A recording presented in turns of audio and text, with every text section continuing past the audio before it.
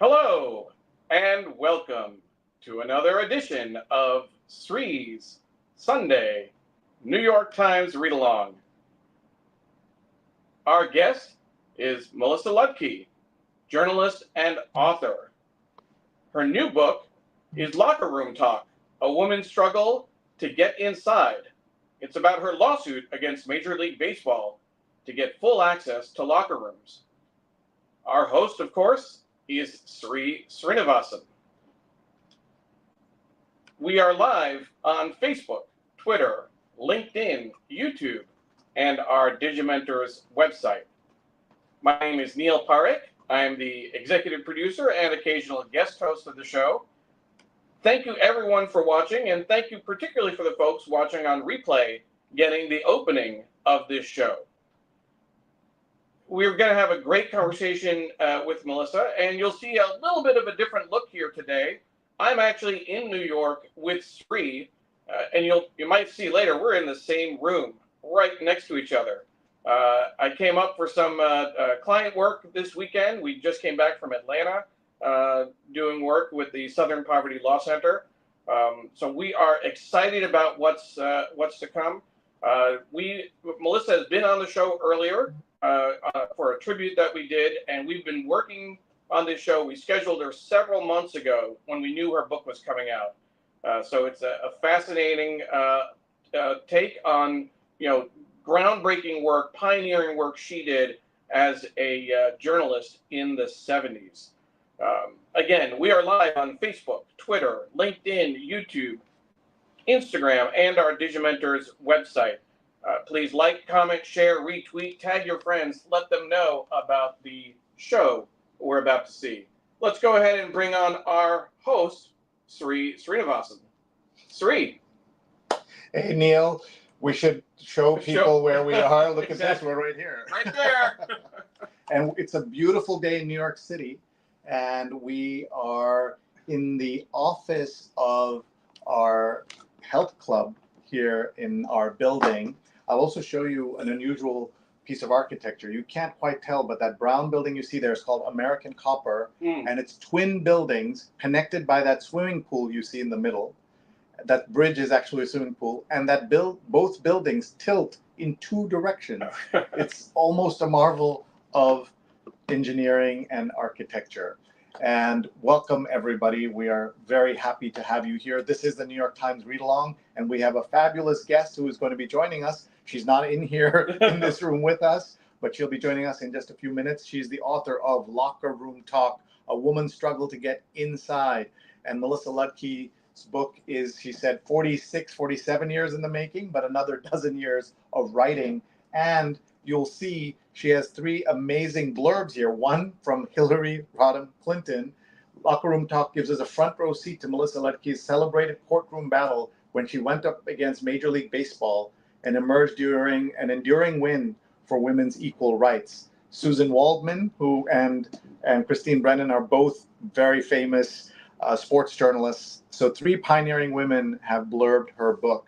And we have so much to talk about this Sunday in the news. We're going to go through the paper in just a moment, but we want to tell you that this show is brought to you by our friends at Muck Rack.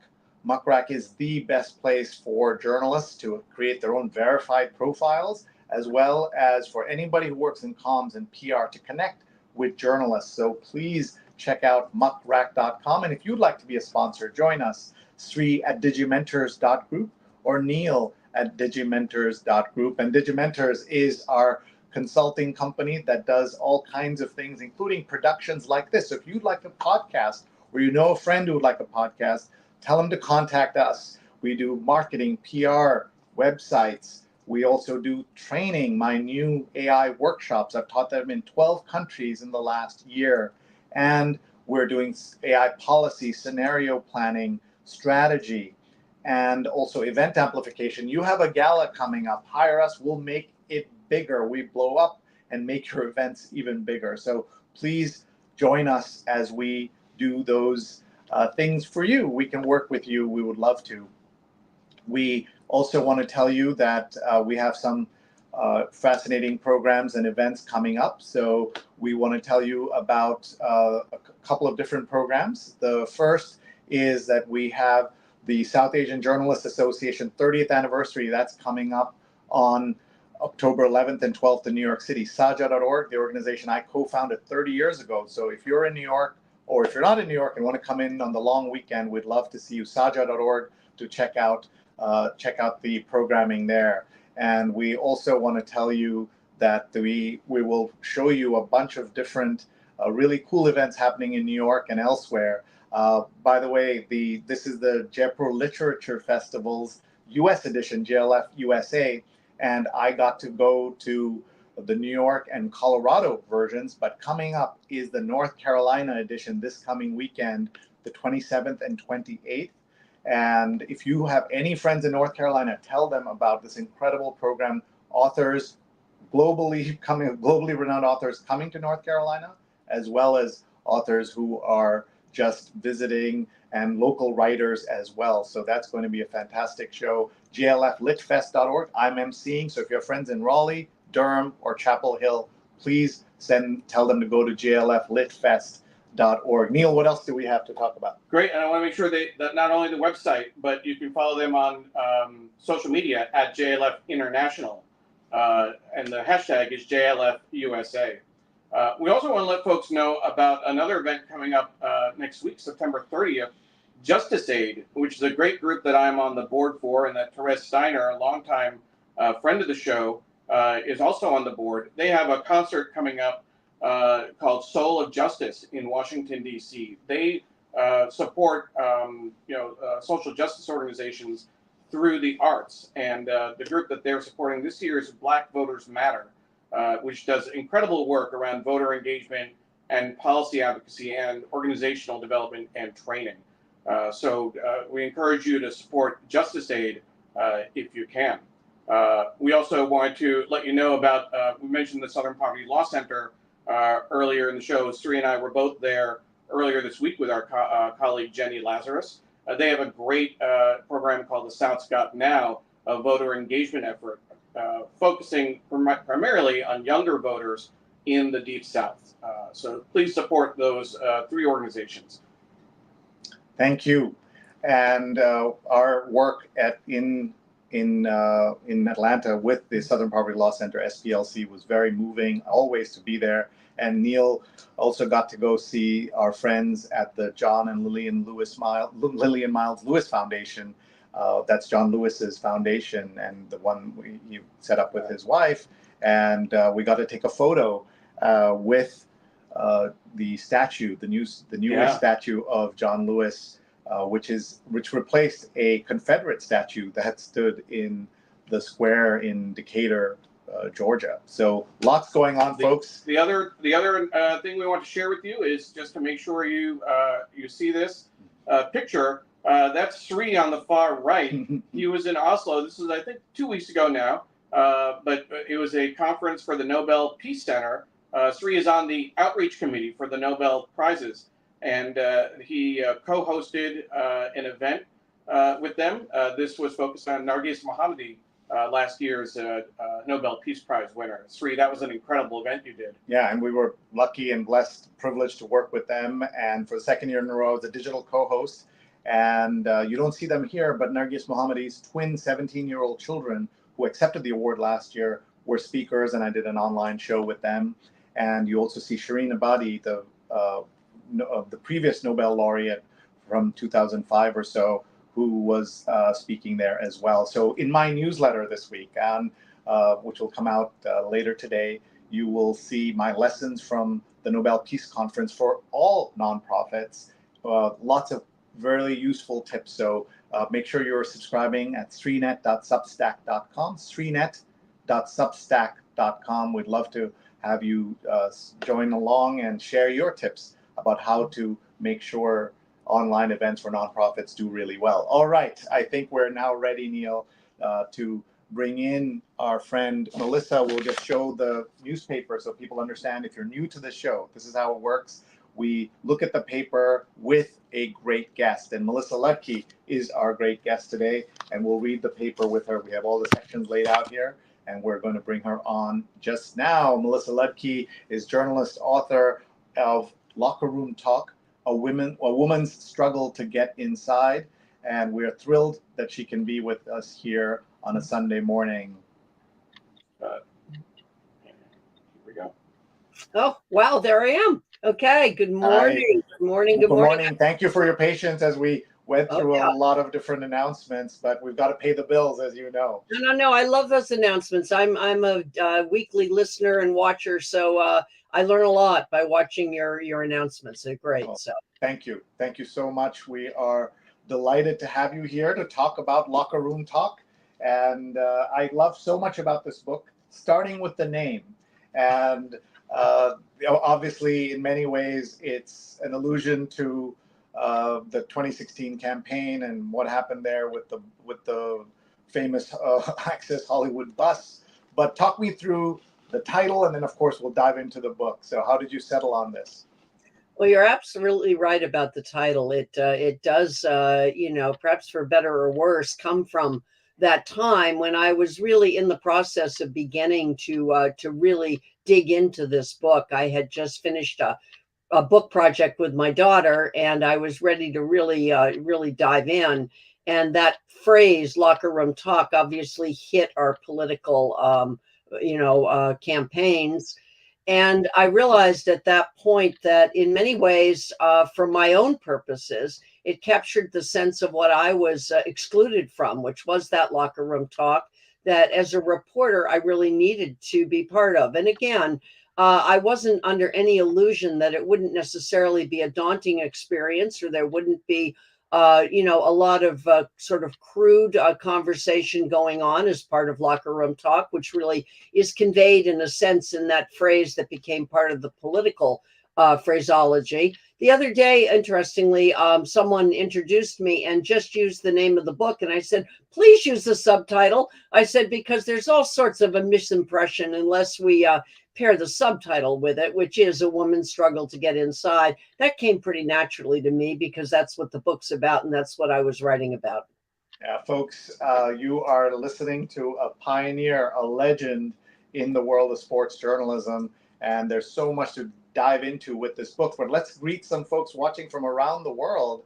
We have Jonathan Borstein, who's watching from the East Village. Hi, Jonathan.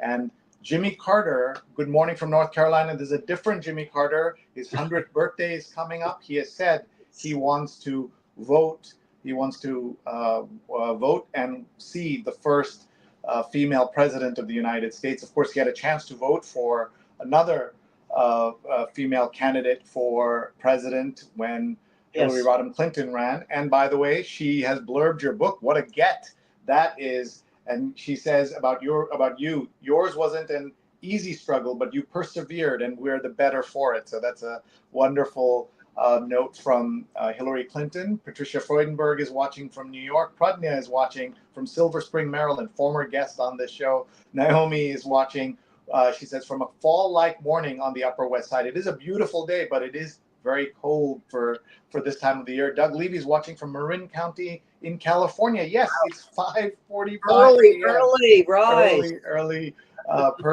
viewer. Pradnya is saying woohoo, and Ken Fisher is watching from Cedar Rapids, Iowa.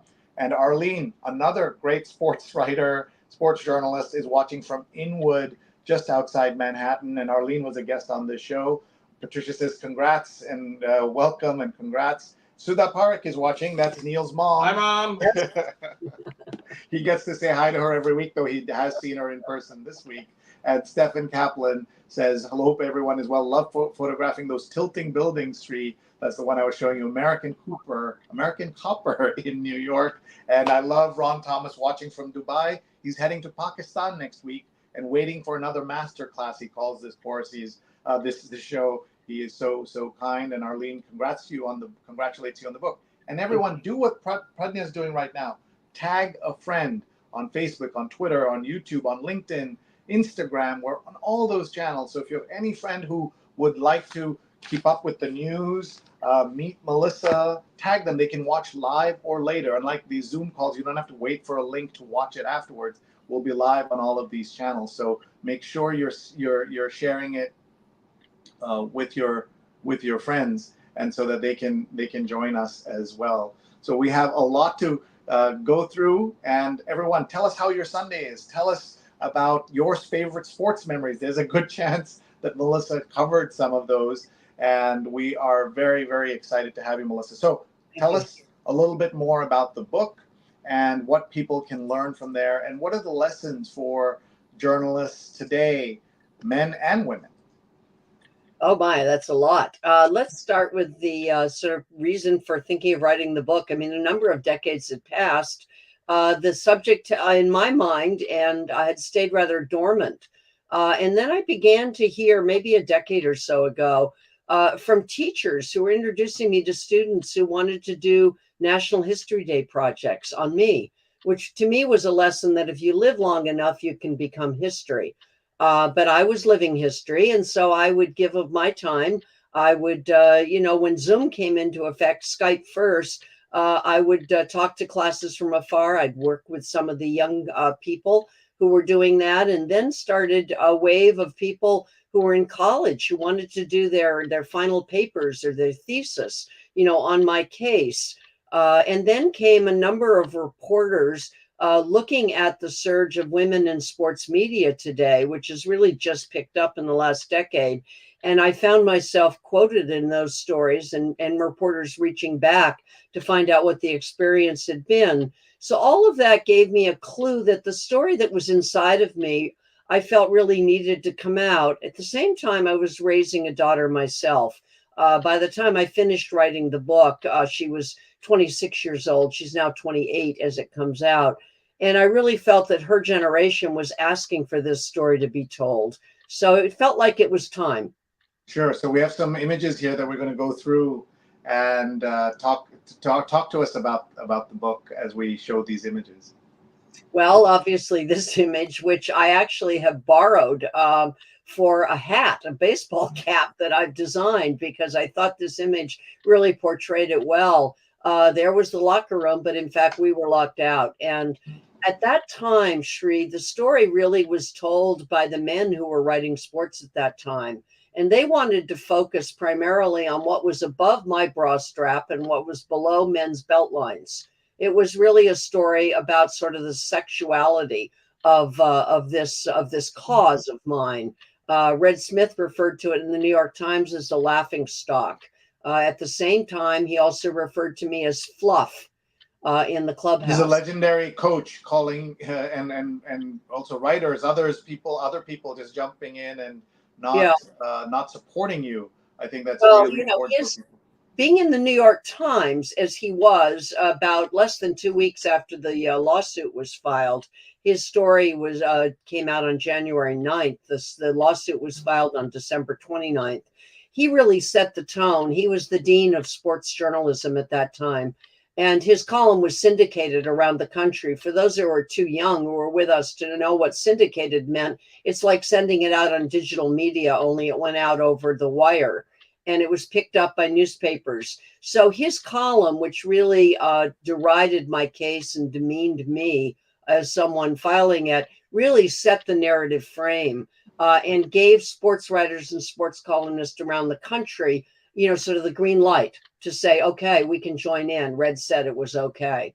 That's great. I'm sorry I confused Red Smith and Red Auerbach, because I know that lots of coaches were not happy and were not siding with the women at that time. So if we can take a step back, with a lot of international viewers and also folks who aren't familiar with locker rooms or sports writing, the reason why this matters is that after a game, the athletes are, in those days, mostly the male athletes that we were covering. The major leagues are all male athletes.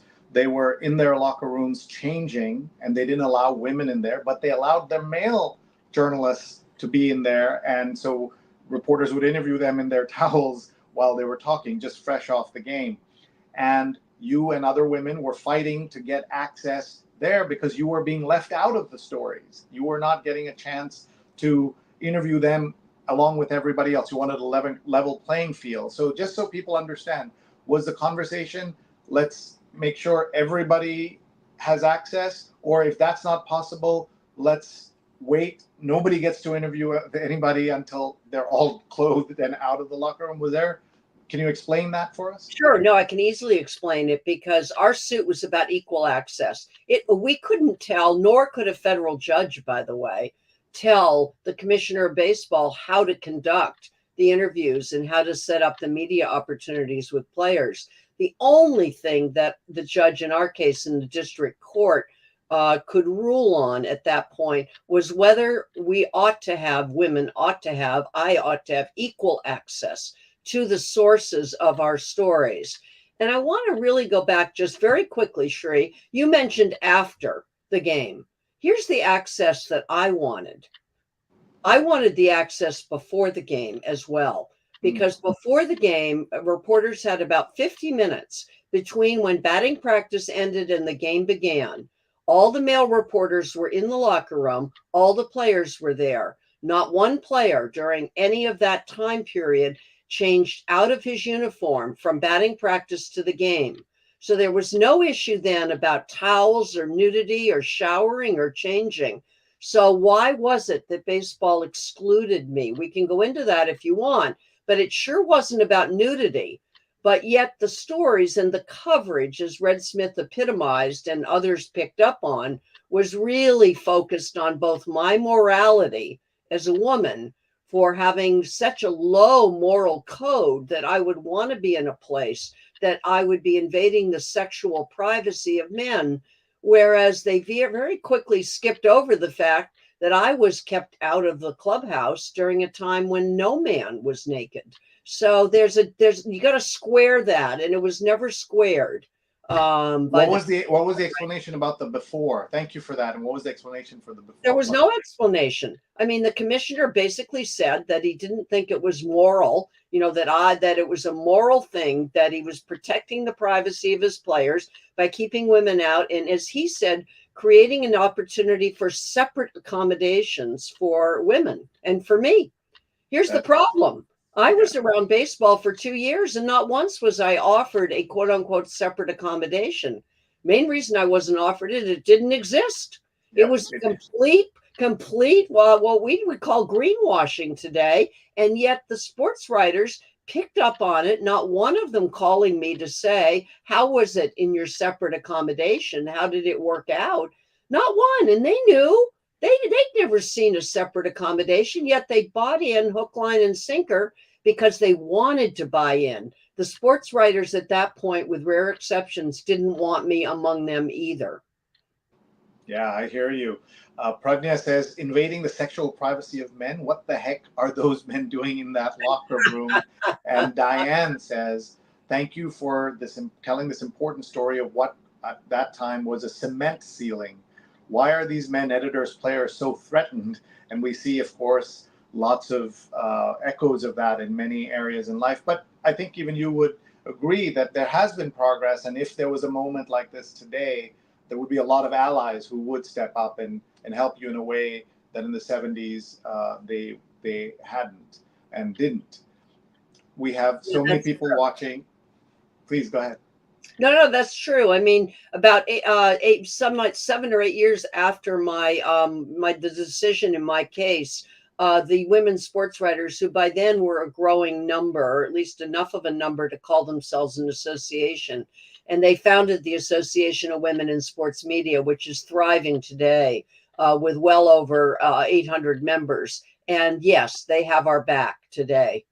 So that's an example of being a woman that's out there on your own in a sea of men in a very historically and entirely patriarchal organization versus today when you do have people who will be allies.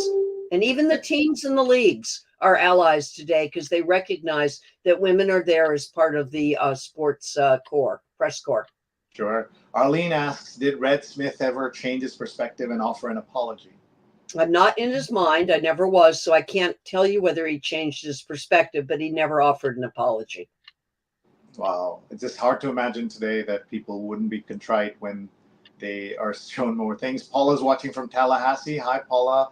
And look what Aishwarya is doing. She's tagging publications, friends, etc. So everyone tag a friend right now who would benefit from learning about Melissa's journey and this book, but also who's interested in what's happening in the world of the news. And we're going to talk about the news and even an eerie parallel to a lot of the struggles that she went through that is happening today. So folks, keep sharing your comments, keep telling us where you're watching from. And Mary C. Curtis, great journalist, columnist, former guest on this show, podcast host, says, I covered the Super Bowl between the Panthers and Patriots in 2004 in Houston for Charlotte Observer. And interestingly enough, the athletes were more professional to me than some of the sports writers who felt I was intruding. Commentator Phil Simms chided one writer who interrupted me and tried to push me out of the way when I asked a question. What are your thoughts? Well, Mary Curtis and I will be talking together. I'm eager to hear more of her experiences. She's a dear, dear friend, and we're going to be talking together about this book at Park Roads Books in Charlotte, North Carolina on October 2nd. So anyone who's around there, join us. Mary, you're absolutely right. I mean, with a few exceptions in every clubhouse, which were some players, I think, who wanted to make themselves the kind of object of attention with rather crude jokes and some crude behavior, whether it was pulling the towel off of a player who had a towel around him and was being interviewed by women. I agree with you that in many cases it was the sports writers who just felt that we didn't belong among them. This had happened before, and I'll be very quick, Shri, in this. If you go back in history, the sports writers kept women out of the press boxes. And as far as I know, not one man ever wrote his story without clothes on. They kept them off the field in batting practice. They kept them in the grandstands. They wouldn't allow them there. When women showed up to cover games, there would always be the team with pregame meals. And the Red Sox famously walked Diane K. Shaw up to the top part of the stadium where they used to have the dining room.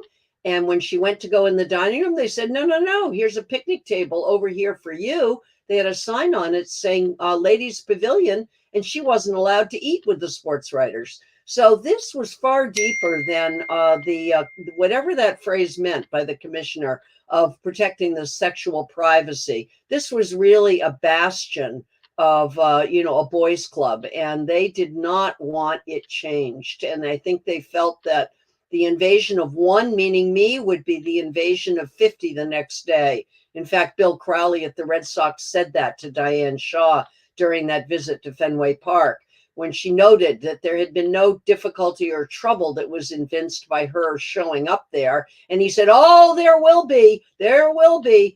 Tomorrow there will be 50 of you trying to get after my players. And she said, Bill, there aren't even 50 of us doing this job. So that gives you kind of sense of how we were considered to be an invading force. I hear you. Thank you so much for being here, folks. That's Melissa Ludtke. That's Neil Parekh sitting next to me. Well, let's see if we can. Well, we need to show on the camera right there. We go a little bit. There you go.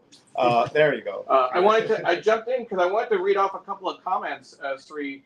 We're also live on Melissa's Facebook page, and for some reason those comments aren't coming into the studio, but I did want to give a shout out.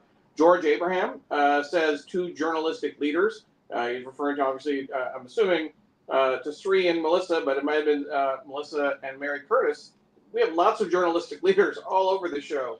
Kalpana Jain says hello to Melissa, reading your book and learning so much. That book, of course, is Locker Room Talk, as Sri is showing on the screen. We also have Jen Ellis watching, Melissa, on your Facebook page, and she is calling you a rock star. So we wanted to make sure we got those comments in as well. Well, Jen Ellis is a fellow rower with me, and I saw her yesterday when we were all looking like bedraggled, rowers after rowing through wet and rain and cold and wind. So, Jen, I'm glad to know you've heated up as I have, and you're here today. Well, Jenna and everybody else, please share from Melissa's Facebook page. Just share it with your friends. Tag her friends and your friends so they can all join in and participate and celebrate Melissa's book. Kaveri Madhavan, who's a guest on this show, just recently having rave reviews of her new novel, The Inheritance. She's of Indian origin, lives in Ireland. She's an Irish Indian, and she is doing, or Indian Irish, and she is watching on Twitter. So we're on Facebook, Twitter, Instagram, YouTube, LinkedIn. Please share. And Jonathan's coming in with a very important question. What type of rowing? And is it scull or shell? Yesterday, Jen and I were in a shell, but we often scull together as well. Okay. And Rose Horowitz, our friend, fellow producer, and team member on Digimentors, who runs the Women to Follow hashtag, is watching. And of course, Melissa is a woman to follow, and everyone should follow Rose Horowitz 31 on Twitter and find her on all the channels as well. Patricia says, congrats on trailblazing. Arlene Schulman, I covered baseball for El Diario La Prensa, the big Spanish language newspaper, and a very prominent male sports writer brushed past me intentionally. You could feel the anger and said, "You women are freaks. You will never be accepted." I think I may have said, "Bleep you." Good for you, Arlene. I'm so glad. Arlene was a guest on the show for a variety of reasons, including her amazing work as a sports writer covering all kinds of sports, including boxing, and her star turn in the New York Times, where she was featured about her amazing apartment in Inwood, New York, just outside Manhattan. I remember that morning well. Yeah. Jonathan says, a double skull. When I was younger, he was doing that. And Naomi says, locker room talk should be required reading for those intrigued by groundbreaking journalism, groundbreaking women, groundbreaking journalists. And thank you, Naomi, for watching and being with us always. And of course, it's Locker Room Talk, a woman's struggle to get inside. We want to make sure we include the subtitle, and we'll run it across the bottom to make sure that you understand how important this was. And I'll say, Melissa, as a huge baseball fan, I'm so glad that you were able to not only push through and get that access, but also tell that story. It really is, and we've had so many great journalists that followed in your footsteps. Claire Smith was a guest on our show almost 2 years ago now. I interviewed her. 4 years ago. But we did have her back, Neil, when we had her back. She and George Vesey and Laurie, so we had so many Bill Roden. Bill Roden, all of them were on the show as the New York Times ended its official sports desk. Of course, still has lots of sports journalism via The Athletic and some feature stories occasionally. But that was a great moment for all of us to celebrate the sports desk. For those who don't know Claire Smith well, Claire Smith is the only woman who has a plaque in the Cooperstown Baseball Hall of Fame. We have to start a campaign to get you there. Claire, no. I don't even begin to qualify. You have to have 10 years of writing baseball for a newspaper at that point. So I don't even qualify. So no, Claire Smith was wonderful to invite me to be with her. It was a great honor to be with her and watch that moment when she was inducted. And the best thing about it for me, and it really relates to this book, is that I offered my daughter, who was about maybe 19, 20 at the time, maybe a little older. But I said, you have an option. You can either stay home this weekend. She must have been a little younger because she wasn't at college yet. I said, you can either stay home and hang out with your friends, or you can go and actually watch a first for women. I said, your generation doesn't get to watch first like mine did as much. And I said, I hope you choose that, but whatever you choose is fine. And I think wisely and delightfully for me, she chose to accompany me to Cooperstown. And she stayed and watched what happened to Claire and watched Claire in that parade coming down the streets in the car. And then we toured the Baseball Hall of Fame. And for the first time ever, I got to see the exhibit of my press pass, both to the Yankees locker room prior to the World Series, where the commissioner banned me from clubhouses. The Yankees had given me a clubhouse pass before that because of the work I'd done sort of under the radar to quote unquote merit it. And my daughter got to see that with me for the first time. We saw it together. And in many ways, again, I'll just go back to say that as much as I'm writing this story, perhaps for those like Arlene and others with you and Mary C. Curtis, who have had this experience as well, and it gives them a sense of coming along with me for that. There you go. That's the exhibit that I got to see with my daughter. Wow, Neil, you're amazing. So, it's really, again, for her generation. It's for those young women who I see in classrooms around this country. And by the way, speaking of Claire Smith, she has once again invited me to be part of her Women in Sports Symposium on October 18th at Temple University, where we'll spend the day talking about women in sports today and some of the challenges that still face them. So Claire is just a gift for all of us, and I couldn't be prouder to call her my friend. Absolutely. And there's a closer view of the press pass. We'll see if we can zoom in even more.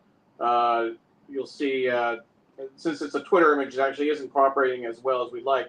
But that's a 1978 World Series working press, radio, TV, photographer press pass, and then the New York Yankees daily clubhouse admission card, which is pretty cool. And the plaque says, in 1977, the New York Yankees issued this blue press pass to Sports Illustrated reporter Melissa Ludtke, permitting her to interview players in the Yankee Stadium locker rooms during the regular season.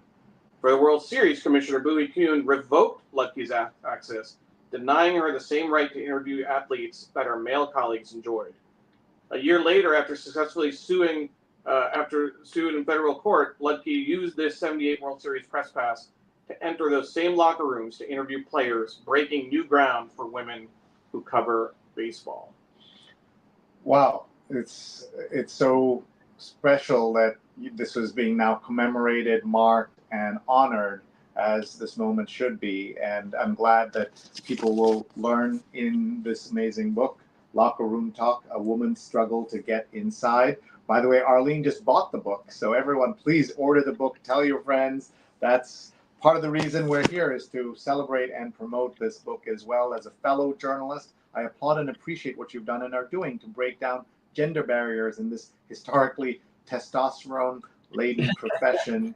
Sweet redemption and awesome legacy, inspiring. And Carla Baranakis, longtime friend and producer of this show, is watching. She was former national copy chief of the New York Times. Good morning from New Jersey. Melissa is, of course, an incredible trailblazer. She's also a wonderful mentor to many, many women, including me. Not only did she open doors, but she also made sure that many others followed her through those doors. That's really important. One of the things that I've been struck by watching Kamala Harris, not just this campaign, but when she was running for vice president with President Biden, who's saying, the point is not to be the first. You should also make sure you're not the last in any of these opportunities and chances that you have to be a trailblazer. Folks, that's Melissa Ludtke. I'm Sri Srinivasan.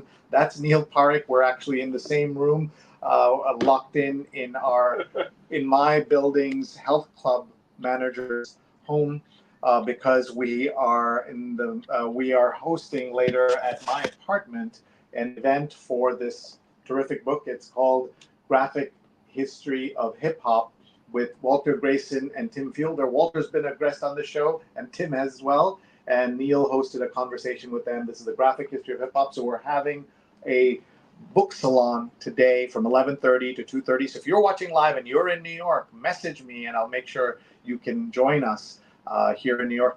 I'm Sri at digimentors.group. I'll send you the information. But more importantly, get this book, The Graphic History of Hip Hop. We're celebrating 50 years of hip hop. We're celebrating a book that's 47 years in the writing, in the making, Locker Room Talk, A Woman's Struggle to Get Inside. And she will tell you that it took her 12 years to complete this book. And we'll talk about that journey and what that means and how she was able to pull all of that together. But we're also going to read the paper with her.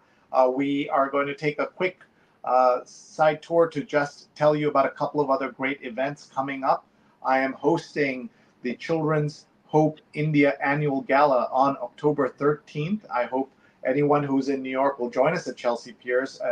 Children's Hope does amazing work, and you can see we're honoring many folks, but a very special woman in Meera Nair, the great filmmaker, director, storyteller, writer.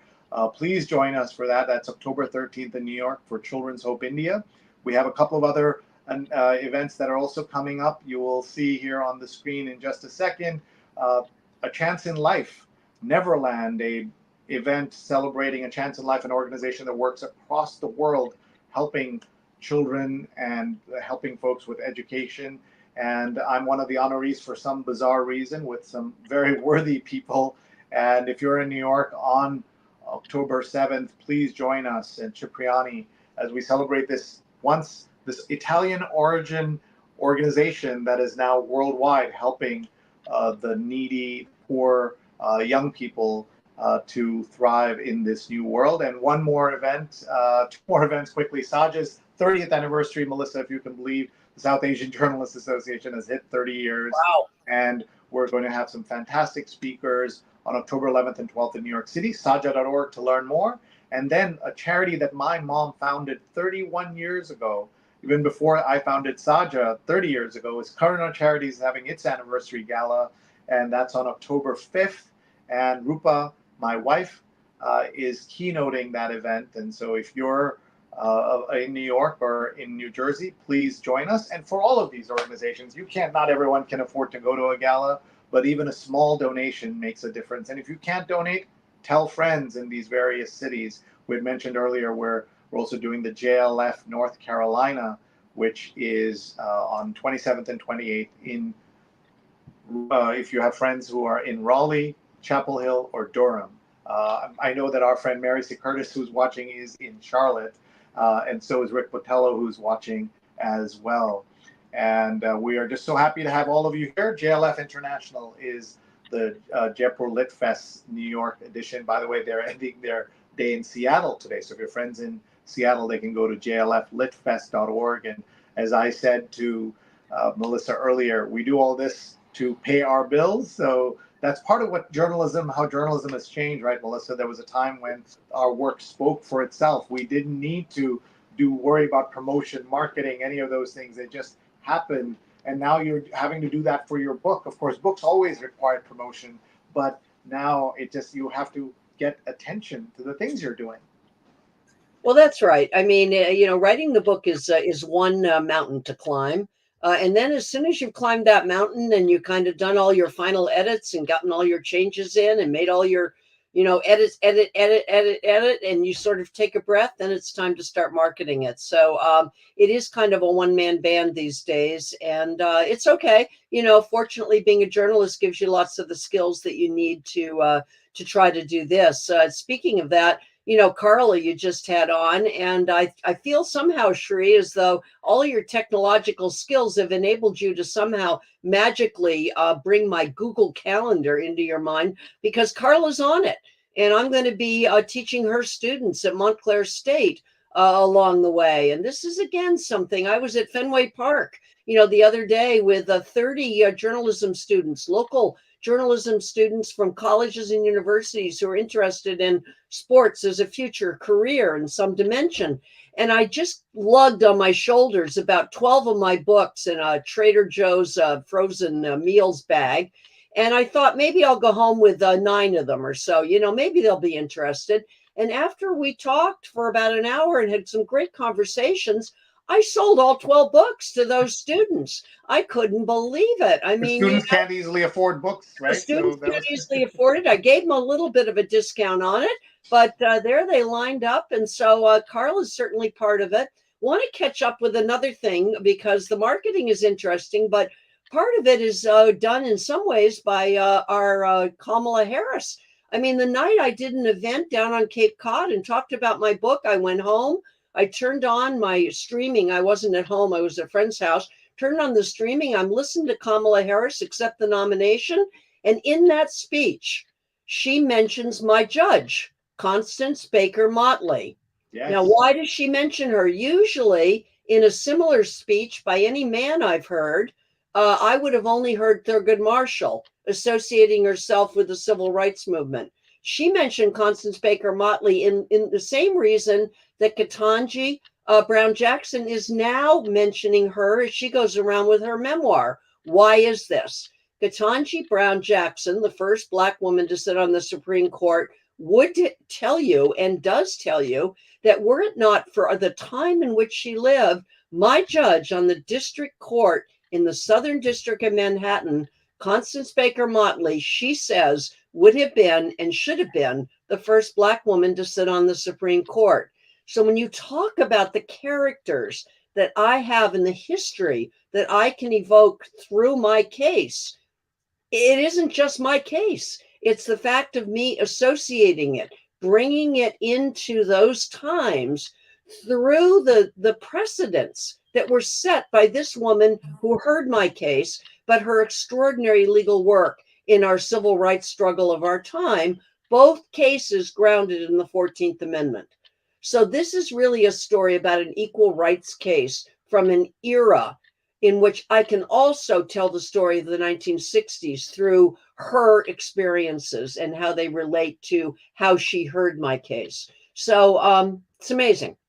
Yeah, so amazing, that connection. Yep. Before we talk about that cartoon, Neil put a "Go Yankees" because on this show he's such a big Yankees fan that if you mention the Red Sox or you mention Fenway Park, a Yankees kicker goes by. She knew it was coming. She knew it was coming. And I do want to show Kaveri Madhavan, the writer we mentioned earlier, when we started talking about the marketing, is showing, face palm emoji, the marketing that we all have to do. And Kaveri, welcome.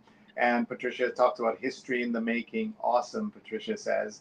And Naomi, referring to the earlier mention of hip hop, says this may be of interest to New Yorkers intrigued by hip hop's legacy. An exhibit of hip hop jewelry is on display at the American Museum of Natural History.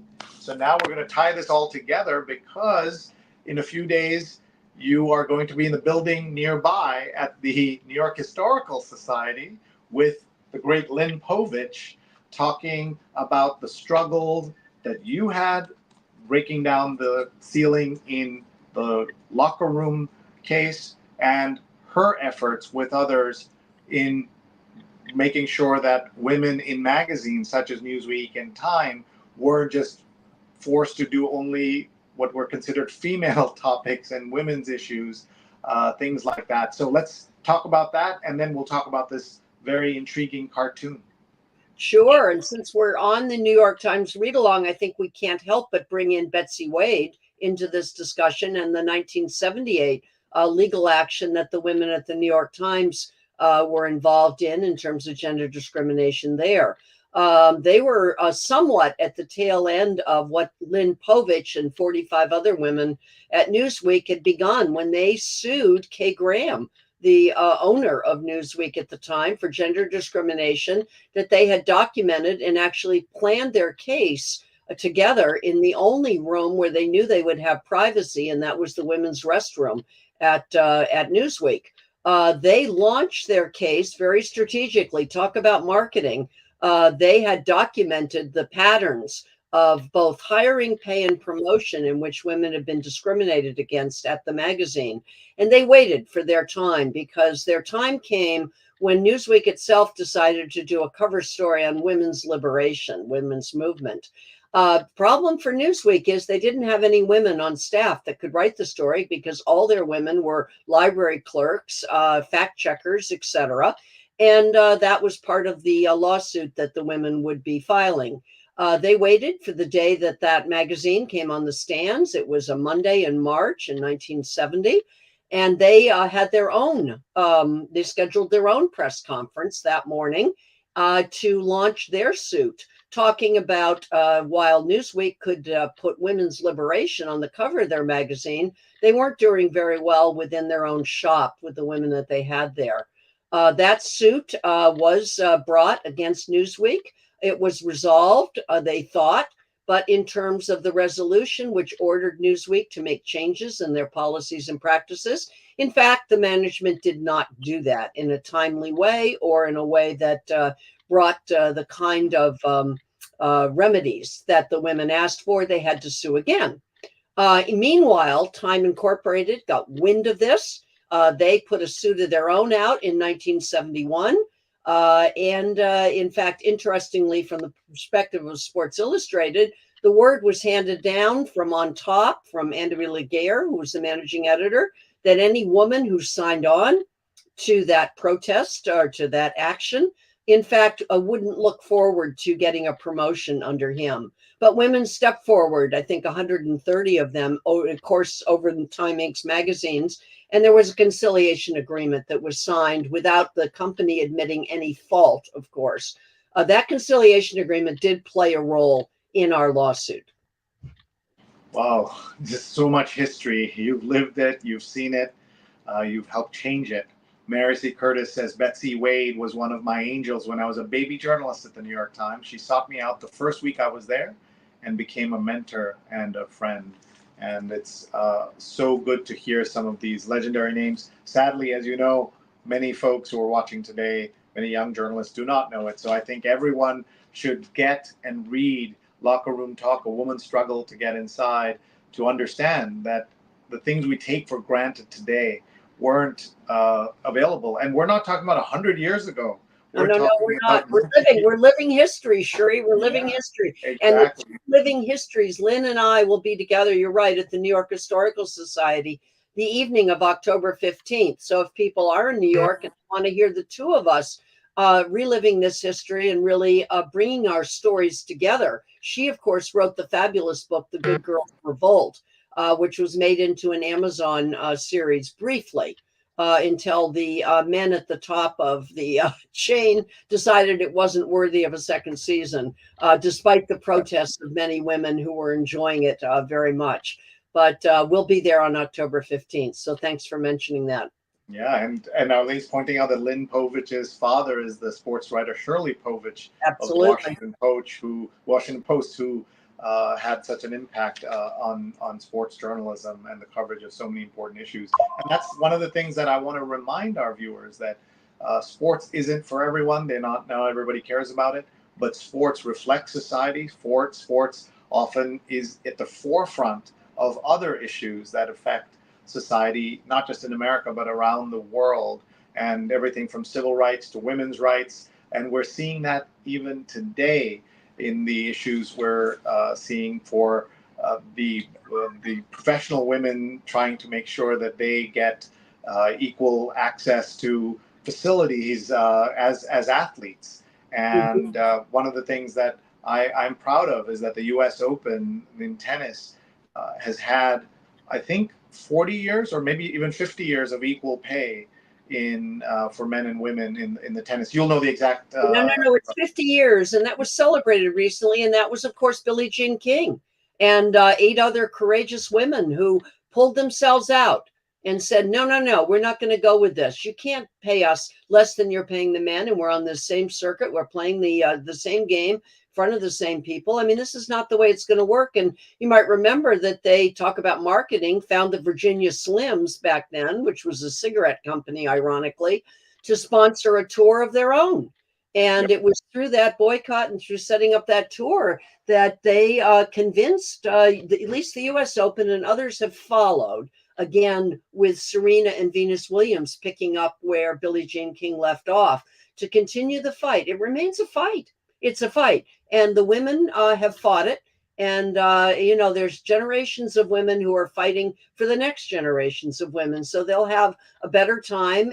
But there's always the expectation that the women who come after us will continue the fight. And I'm just so proud of the young sports writers today. I'm so proud of Arlene for, fighting back against the men who disrespect her now. I didn't have the courage to do that back then. I needed so badly to fit in. And being the only one, I didn't feel empowered enough to be able to do it. I didn't feel that anyone had my back. I more wanted to fit in than go against, in order to try to carve the way for the next generation. So it was a different time. How a person plays the sport and the demeanor with which they play while they're playing, and the relationship with their playing partners, is a true indication how they are in real life, a true reflection of their character. And Carver is talking about the importance of how you play your game, even if it's just you're just playing around with your friends. And that's why games like golf and others, you can tell a person's character by watching how they play golf. And famously, Donald Trump cheats as he plays in golf, as he cheats at life and cheats on everything else in his world. What a great honor that Melissa is now a case study for future generations. Folks, we're just going to do a time check. We're about an hour into our conversation with Melissa Ludtke, author of Locker Room Talk, A Woman's Struggle to Get Inside. And we are going to switch in a moment to reading the paper, but we have a couple more cartoons we promised we would show. And you have the paper as well. That's great. And folks, if you're watching this, this is not about the New York Times, even though it's called the New York Times Read Along. This is about journalism. newspapers, writing misinformation, disinformation, fighting all of that. And we've done the show with other newspapers. We've been invited with the Globe and Mail of Toronto, the Washington Post, the Chicago Daily Sun-Times. the Chicago Sun-Times, Khaleej Times in Dubai, and so The Dallas Morning News. Dallas Morning News. So we read newspapers and we celebrate them, and both online and in print. And so please tag a friend, tell them to join us now or later. That's Neil Parekh. I'm Sri Srinivasan. That's Melissa Ludtke. And we have a couple of cartoons to show you before we switch to the paper. And I just want to give a quick shout out, Melissa. Lisa Newman is watching. We're getting a phone call. Yeah. We're getting a comment from Lisa Newman watching on your Facebook page. Says, love seeing you, Melissa, with Sri, two living journalism legends. So here it's explicit. It is Melissa and Sri. It's two legends. So that's just great. Again, we want to thank everyone for watching. We're live on Facebook, Twitter, LinkedIn, YouTube, Instagram, and our Digimentors website. If you're joining us late, you'll be able to watch the show as soon as we're done on all the same channels. And if you're interested in learning more about the show and keeping up with our upcoming guests and getting announcements, send me an email, neil@digimentors.group, and we'll add you to our mailing list. It's very low volume, and it's Low only volume, announcing the show. About one email a week. But let's go back to those cartoons and to point out these are cartoons that were in the newspaper at the time. Melissa, can you talk us through this one? Yeah, I that cartoon, it obviously shows it's meant to show sort of the fear that I evoked in these men, these grown men. By the way, they shouldn't have feared me. What they should have done is just put their underpants on in the shower room. We couldn't get into the shower room. No reporter could. The men couldn't. Locker clubhouses, they use the word clubhouse in baseball, different than perhaps locker rooms in other sports. In the NBA, they essentially just have the locker room. They didn't really have a clubhouse per se back in those days. But in baseball, clubhouse really meant a place that really was the house for the players. And they had, just use the Yankees, for example, they had 9 rooms in their clubhouse. In only 2 of them could any reporter go. That was the manager's office and the locker room. So if a player wanted to go into the TV room and not be around when no reporters were there, they could go. They could go into the shower area, the toilet area, the changing area, take whatever clothes they wanted to with them and come out. Those were the days when the magazines were packed. Oh my God, I'll go back to that. This is one where, you got to dress the part, sweetheart. Everyone seemed to confuse who I was supposed to be equal to. Most of the cartoons revolved around the idea if only I would get naked or come in my underwear, then everything would be equal. Assuming that it was an equality to the players. So this was one where someone was handing me a pair of boxer shorts. Not as opposed to the male reporters.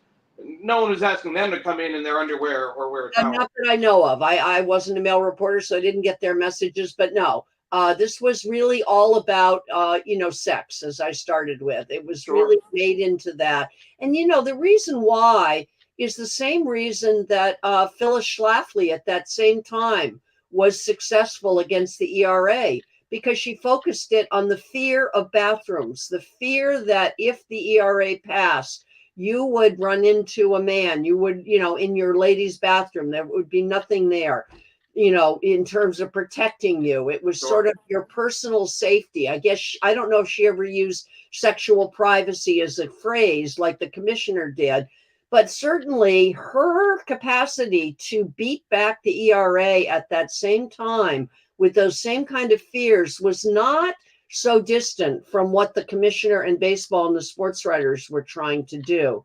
There is no doubt that I lost in the court of public opinion, Neil. That I won in the court of law is what matters over time. Sure. We have time for this one last cartoon before we switch to the paper. Okay. Are lockers in decent bounds? Women addressing the issue. Well, there you are. I mean, the archetypal player with hairy legs and picking up the bench to put over his private parts. And there I am, just as happy as can be, to be there. Let me assure you that going into the locker room was anxiety producing. It was an extremely challenging part of my job. It wasn't me or Sports Illustrated or any of the reporters who made the decision to have interviews take place in the locker room. It was Major League Baseball.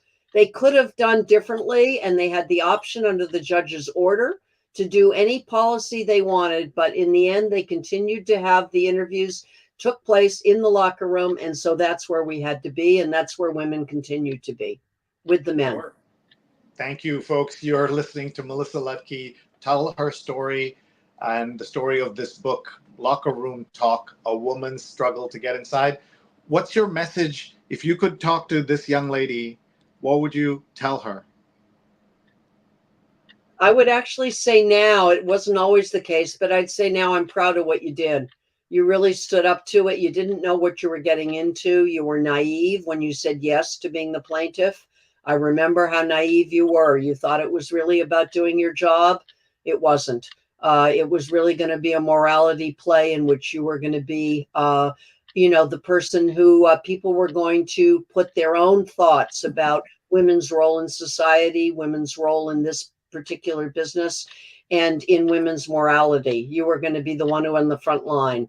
But somehow you survived it. You made some bad mistakes along the way. You write about them in your book, but good for you. Thank you. And she says thanks.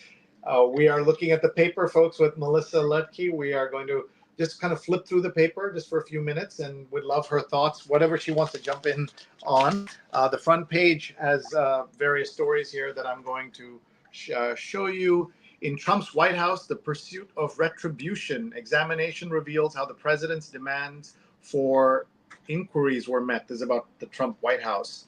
And this is an unusual story. Plans for a tiny new country. Baba Mondi, a Muslim cleric, hopes for a Vatican-style sovereign enclave in Tirana, Albania, about the size of 5 city blocks. I'm surprised to see this get front page above the fold coverage, Melissa, because you often hear, not often, but occasionally you hear of people trying to start their own countries, things like that. Even Peter Thiel, the now very famous billionaire who is bankrolling J.D. Vance and Elon Musk and everything else, he wanted to have a seagoing sovereign, like on ships, sovereign land out off the coast of California. Harrison, Trump, and everybody in between. Undecided voters are tired of chaos and aren't sold on joy. And I am tired of undecided voters. What more information do undecided voters need at this point? And it's really something. If I meet an undecided voter, I have something to say to them. In the news analysis, please go ahead. Yeah, Shri, I want to jump just right below the fold for just a moment. It caught my eye. This 18-hole refuge for presidents is an albatross for Secret Service. I guess part of it might be just sort of my sports thing, kind of going for that.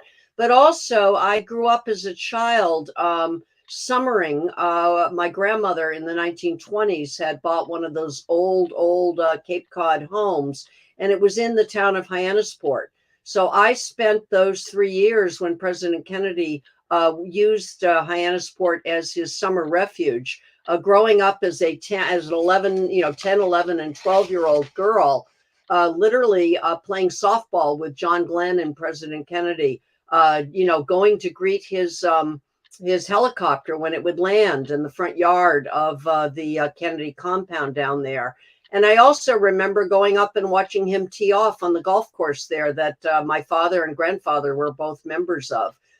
So it really brings back to mind for me, remembering my childhood, my girlhood, when another president literally, as far as I could tell, was totally unprotected. He would get on a golf cart and he would take us and his many, many, many nieces and nephews who would pile on, and he would drive over to the local candy store and we'd all be there. And, we had a police presence, where it stopped cars from going down who didn't have their sticker on.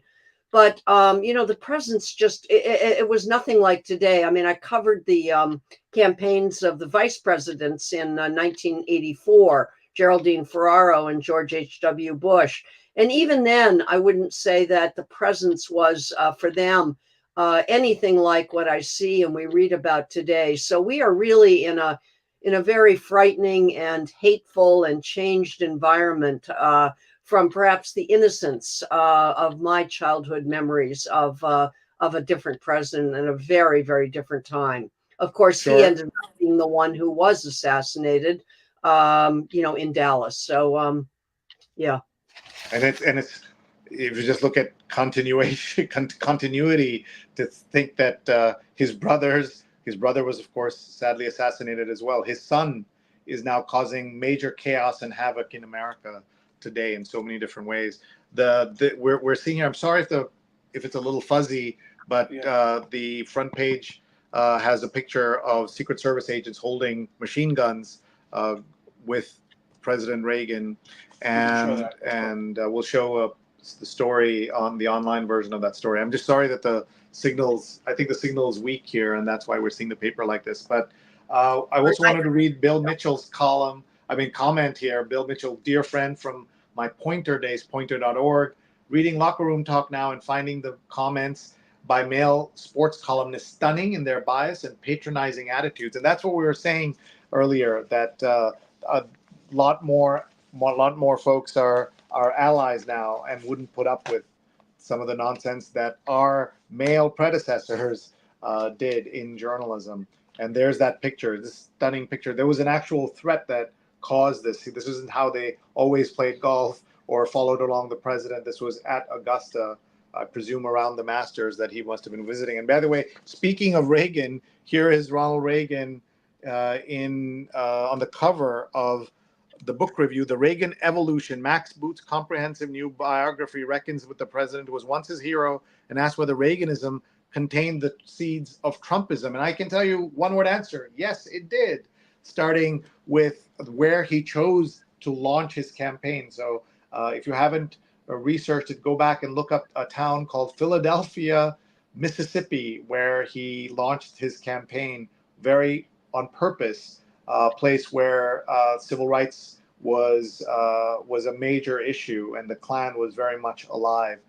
So take a look at that. This is the book review, the arts. Can I just come in for just a moment and Please. bring together what you just said about Reagan and the choice of where he launched his campaign, and also that earlier photograph of the men with the machine guns.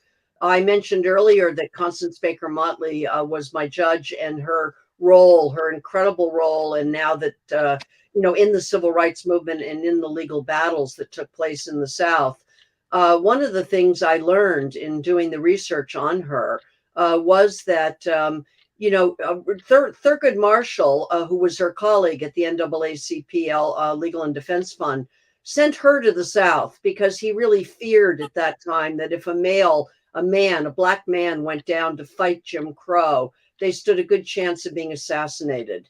I will point out that it wasn't easy for Constance Baker Motley, and she actually had men with machine guns standing on some of the homes that she had to sleep in. She wasn't allowed to stay in the hotels or use the telephones in the courthouse. Stay in the hotels in those cities or use the courtroom bathrooms or phones. So she actually had to go out in the streets and walk to get to a place where she could use the black-only restrooms and the telephones. She stayed for some times and visited often Medgar Evers' home in Jackson, Mississippi. And of course, we know that Medgar Evers was also a figure in our history who was assassinated in the front yard of his home. And at that point, Constance Baker Motley said she could not do this any longer. She'd been at it for almost 10 years. And she went back to New York and went into a period of isolation. She couldn't understand how this could be happening. And the other thing I'd point out is that when she did my case, she pointed out to my attorney years later that she could not believe the amount of hate mail and the vitriol that she had received from people after she made the order in my case. She compared it and said that it was worse than what she had received and gone through during her work in the civil rights struggle. So we see a lot of these histories and these moments coming together. We see them being repeated now, but we do see the traces of them, through my story as well and through her life. Thank you. We just have a few minutes left with Melissa Ludtke. We are talking about her journey as a pioneering sports journalist and writer, And we're also looking at the New York Times together. Here is the cover of Real Estate. And we mentioned Montclair, New Jersey, because Montclair State University, where you're teaching, a jazz man is at home in the quiet. Christian McBride says Montclair, New Jersey is like a slice of Greenwich Village. I like Montclair, New Jersey, but I don't think it's the Greenwich. It's like the Village in any way, but I'd like to read the story and understand. And I know that we have lots of friends in Montclair, including our own colleague, Neil, in Jenny Lazarus, who's in Montclair. So they will fight for Montclair. Well, I will fight for Montclair too, because they've invited me to come to their public library. Dale Russakoff, who was a longtime reporter for the Washington Post, married to Matt Purdy, who a longtime editor at the New York Times, invited me to Montclair. And now we're doing it in conjunction with the Yogi Berra Museum, with Montclair State University, and we're doing it at the Montclair Public Library the night after I'm at the New York Historical Society. So October 16th, for those of you in Montclair, come by, and Shri, I'll let you know what I think, whether it is a place to do jazz. That was October 16th, you said, Melissa, right? Yeah, Montclair, New Jersey. That's right. And in conjunction with the Yogi Berra Museum? Yes. Checking my calendar now. Neil will want to come by. And Prudness says Montclair is more Upper West Side than Greenwich Village. So everybody join in. Tell us what you think of Montclair or any part of New Jersey. One of the things we know about New Jersey is that we learned from Hamilton, Melissa, that everything is legal in New Jersey, from Hamilton the musical. We did indeed. Insolvency of insurer threatens car fleets. If American Transit fails, many for-hire drivers in the city may be sidelined. And then bike sharing's wheeler dealers. Riders are gaming City Bike's algorithm to make thousands of dollars a month. Really, I need to figure out how to do that, because I'm spending money.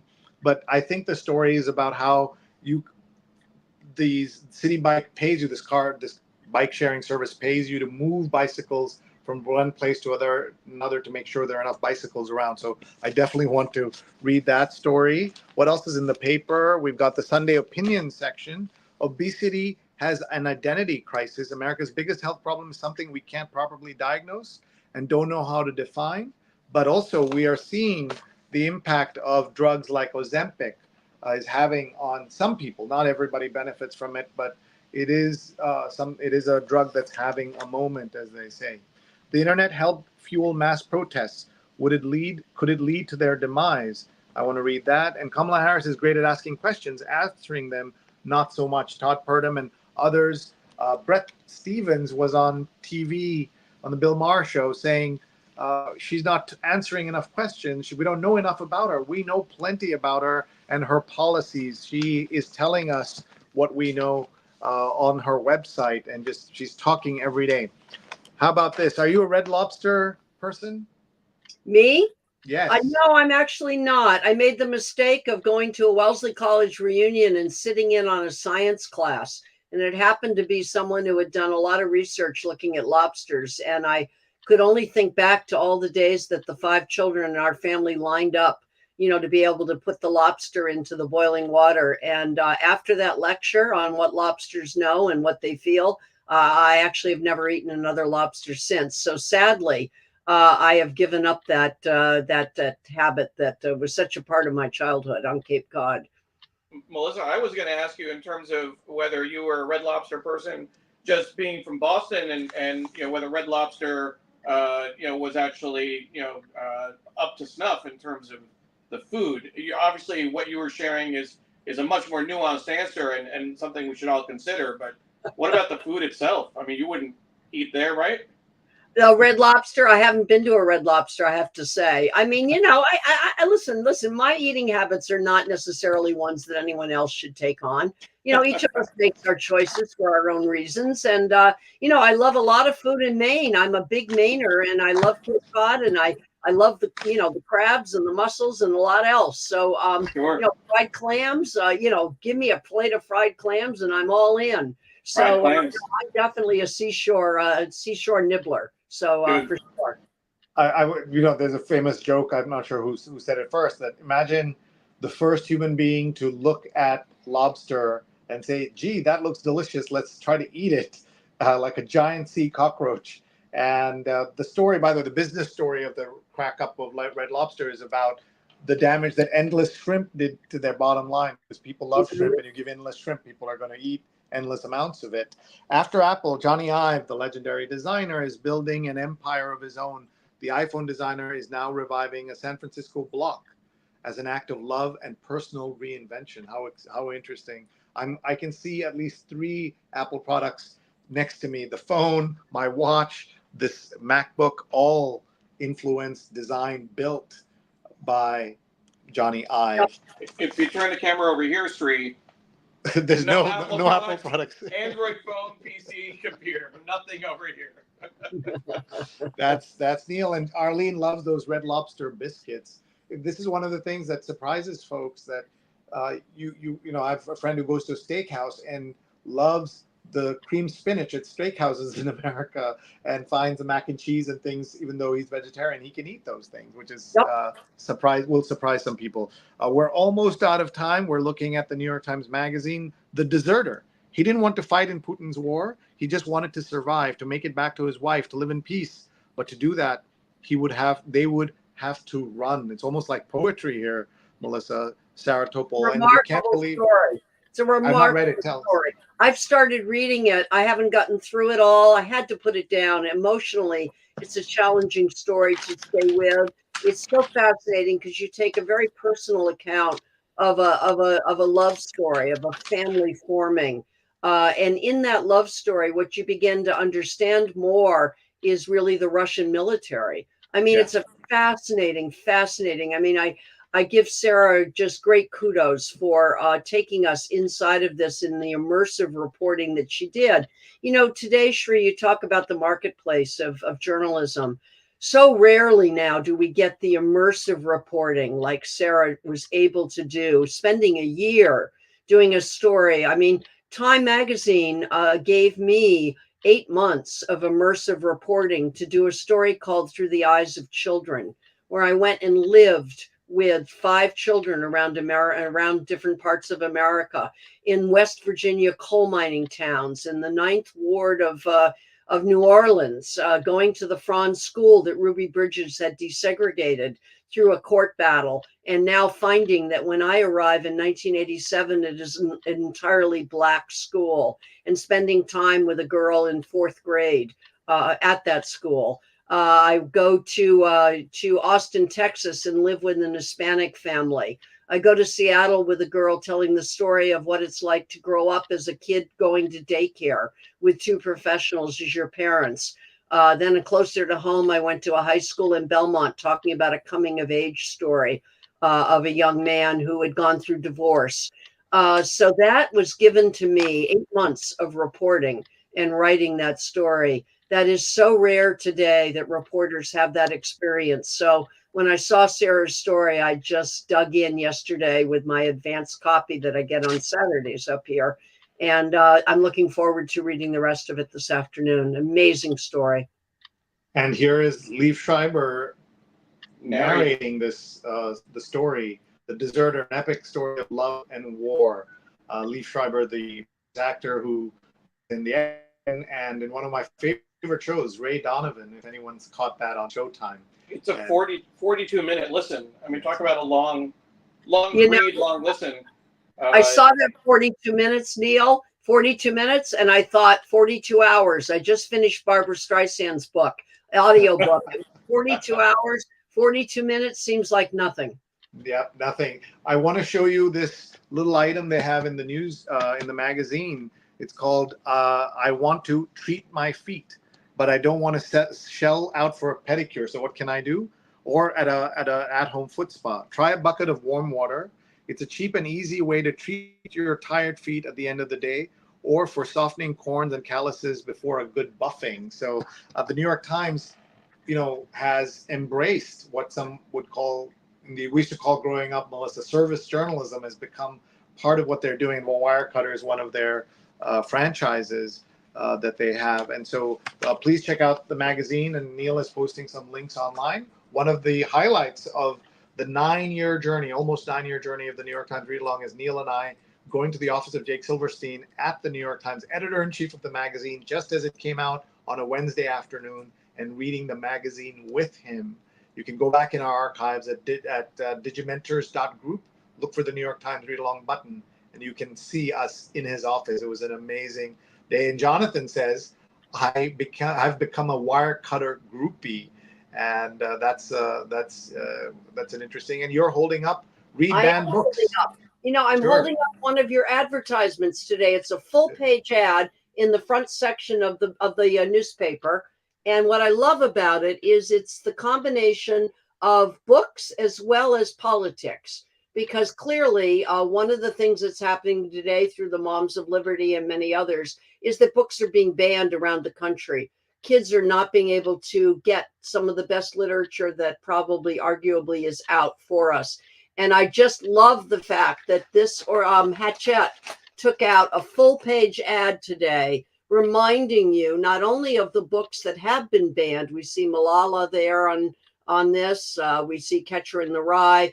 But we're also getting a sense that these are the books that you should look for and get back into your schools. If you are someone who has lived in a community where these books are banned, form your own group and get them back in. But this is, I really enjoyed just opening it up and seeing this ad today. I don't often love ads, but this one I really like. We like looking at ads. We brought in Stuart Elliott, the longtime advertising columnist, to talk about ads in the New York Times. I do want to tell everyone about our next guest on next Sunday. Marcia Stepanek will be here, journalist, author, and media strategist. Check out her work at Cause Global. Marcia is a former colleague of mine at Columbia, and she is a fabulous listen, someone you will learn a lot from. So please check her out. We will be live 8:30 a.m. Next Sunday. So what we're going to do now is just look at two more stories, and then we're going to wrap up. This is a story. Some women say less is more, while many others choose implants. Breast reduction surgery is all the rage in cosmetic surgery. All are those who want to be smaller on top asserting independence or capitulating to another impossible standard of beauty by Lisa Miller Page. And parents flip the script on reality TV. When frisky older people flirt on screen, it can be awkward for their adult children to watch. So this is all going on in the Sunday Styles section. We have a story that you were reading and you wanted to tie it all together. The politics of motherhood become a campaign trail cudgel, and just like women's bodies, women's minds, women's lives have become part of the campaign. So you had a thought on that.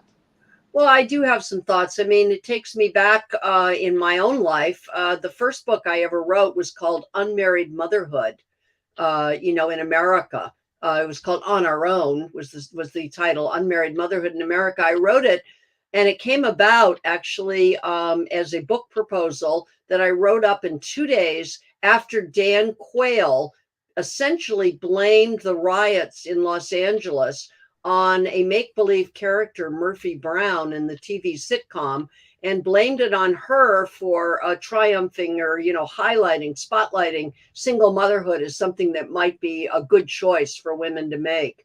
So I really spent 5 years of my life at that point looking at, really the targeting that was going on at that point of single motherhood or unmarried motherhood. This was a choice that a lot of women at my age, at that point, I was, nearly 40 years old, and I was not a mother at that point and very much had wanted to be and was trying to decide myself.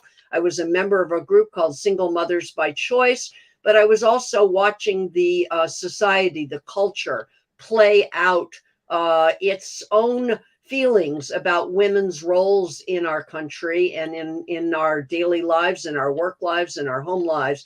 So when I see this coming back again, the politics of motherhood, it's been a very effective wedge issue for many, many years. And it's a story that leapt out at me, perhaps for all those reasons.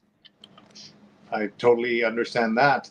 Folks, this is Melissa Ludtke. We're going to give her a couple of minutes off just to catch her breath. And when she comes back, she's going to do some marketing for her book. She's going to tell us why everybody should get this book. So we're going to take her off camera, let her catch her breath, and then we're going to come back. Diane says Project 2025 includes book banning. Time to stop this stuff. I couldn't agree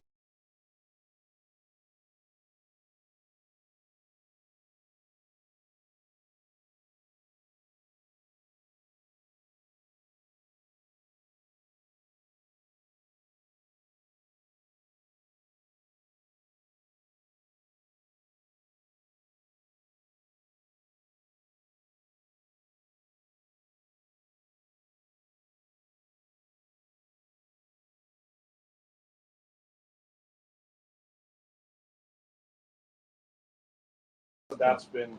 Sorry, your mom came in to tell us that there was no volume. Now we're back. Oh, so you had muted. My apologies. Yeah. I was just saying that we were so thrilled.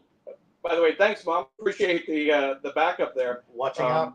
We're just so thrilled to have Melissa on. We were wanting her to be on the show for a long time. As soon as we knew that her book was coming out, we reached out and wanted to get this on the calendar. So what a great conversation and a great sense of history as well.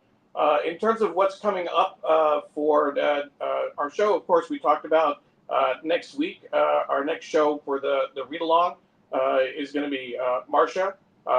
She is a journalist, author, and media strategist. Next Sunday, September 29. And then I also want to mention that on Thursday, we have the show that I host, Shining Light on Shadows, a candid conversation about mental health. Episode 16. We've been doing this since February. Our guest will be Claire Philippek, and she'll be talking about the highs and lows of managing bipolar 1 disorder. She is a neighbor of ours from Hastings. She's very close to my mom, her family. She's had 3 major episodes over the last several years. She's going to share her story and offer some suggestions. She's been able to manage it. But people coming on and talking about their experiences with mental health has been so meaningful and so incredible. And I always, Sri, thank you for the support that you've given me personally and given our show to be able to share these issues and to talk about these concerns to help destigmatize this conversation about mental health. So thank you. No, thank you for what you're doing, Neil. The show on twice a month. There's 16 episodes. I can't believe we've done 16 already. Folks, go back into Shining Light for Shadows, and Neil talks about things that men don't talk about, South Asian men don't talk about, and we all need to be paying attention. So please check that out for sure. Thank you very much. So with that, we are going to bring Melissa back onto the stage. She is the author, of course, of Locker Room Talk, and there, Sri's getting the 2-shot of us. So I guess I can take myself off the screen a little bit. So Sri's trying to produce the show a little bit. I got to look this way and look at the camera somehow. I'm not sure how I'm going to do that. But again, Melissa, thank you so much. And I do want to mention that you've also been very supportive of the show Shining Light on Shadows, offering a lot of encouragement when I first announced it. And if you don't mind my saying, we've talked about this. You've agreed to be on the show as well at some point in the new year. We're going to extend the show to 2025. So thank you. I was definitely going to mention that. I'm just honored that you asked me to be on it. And I've dealt with the issues of depression through my life, and if I can share them and help other people, I'm happy to do that. And thank you for that platform, Neil. Thank you so much, Melissa. I will say, and I appreciate you sharing it on the air. Until we started this show, I never would have mentioned the words that I suffer from anxiety or occasional depression, or even that I see a therapist. It was too much of a stigma. It was too embarrassing. But this show has helped me as much as it's helped other people. So thank you. And it's helped a lot of people. So we're going to ask Melissa. We're going to put her on a 1-shot and ask her to tell us why everybody should get this book. And then we're going to wrap up and say goodbye and let her get back to her Sunday. Well, I guess this is called my elevator pitch. So let's go. I tried to write this book cinematically. I carry you into the courtroom with Justice Constance Baker Motley presiding. And what I'm doing is trying to give you a sense of what it felt like to me as a 26-year-old in a pre-Google age. I didn't know Constance Baker Motley's history at that point. To be sitting in this hearing, to be the plaintiff in the hearing and have it be talked about. I really emerge, I think, as part of this cinematic telling with what I'd say are 4 major characters. I will put myself in that as the person, as the backbencher. I narrate what's happening in front of me and comment and backhoe into that story a lot of my experiences at ballparks as well as in my own personal life at that time, some of the failings that I mentioned earlier. I'd say the second character in this is certainly my incredibly skillful lawyer. And again, you can't go to central casting and find these characters. They were given to me. His name is F.A.O. Schwartz Jr., told me to call him Fritz at our first meeting. I did. But he is also the great-great-grandson of the man F.A.O. Schwartz, who founded the toy store. But his remarkable career as a lawyer is played out, and again, tells some of the history of our country in that. Of course, Constance Baker Motley is a figure that I hope I will play a role in lifting her out of being a hidden figure in our American history to being a really prominent figure in just an incredibly vital time in our history. The last character, and you could wonder why I call this a character, but the last character in my story is the 14th Amendment. And if there ever was a time when we need to be doing some really hard thinking about how the 14th Amendment, what it is, what rights it gives us, what protections it gives us as citizens, and how that 14th Amendment can be used to for that protections that we have seen ourselves losing. I mean, I'm writing this book and writing the prologue at a time when the Dobbs decision is being handed down and the warnings and threats about what's next are coming. So the 14th Amendment is really the fourth character in my book. And, I hope you pick it up if you like baseball. If you want to talk about women's rights, that's fine. But meet these characters. They're really fabulous, and they were given to me, and I hope I've done them justice as I've written about them. Thanks so much. Great. Thank you. Thank you. And thank you for that great elevator pitch. You've learned how to market your books. And everyone, please get this book. You will benefit from it. Also, it'll make a great holiday gift to young people in your life who don't know enough about the struggles that women have gone through in so many phases of American society, American life. We're going to read a couple of comments and then say goodbye to everyone. Wayne Camadoy, outstanding interview. Thanks. Wayne runs design at the New York Times. Rose says that she saw the story about breast surgery was the most popular trending story one day this week in the New York Times online. Pradnya is getting ready to do a Murphy Brown rewatch. And Kaveri says that cudgel that we talked about is a cruel cudgel wielded despite motherhood being no one else's business. And I hope he gets in even more trouble for everything he's said. Jonathan says, great show. Thank you. And Mary says, great show as usual. See you next month, Melissa. That's going to be an amazing gathering that you will be part of. Diana says, great show today. Melissa is amazing, a wealth of knowledge. Thanks to the New York Times Read Along team. And thank you, Diana, super early in California. So wonderful to hear Melissa's story and learn about her case and this book. From Rose, enjoyed the show, says Kaveri. And Melissa was so interesting. And Patricia says, outstanding.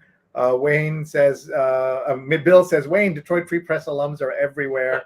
And we'll give the final word to Neil's mom, who is impartial, unbiased, and she says, great show as usual. So thank you, everybody, for watching. We do this Sundays, 8:30 to 10 a.m. Eastern. We're live on Facebook, Twitter, YouTube, LinkedIn, Instagram, and digimentors.group. Please tell your friends they can watch us live or later any of those times. Thanks, everybody. We'll see you soon. Bye-bye. Thank you for joining us.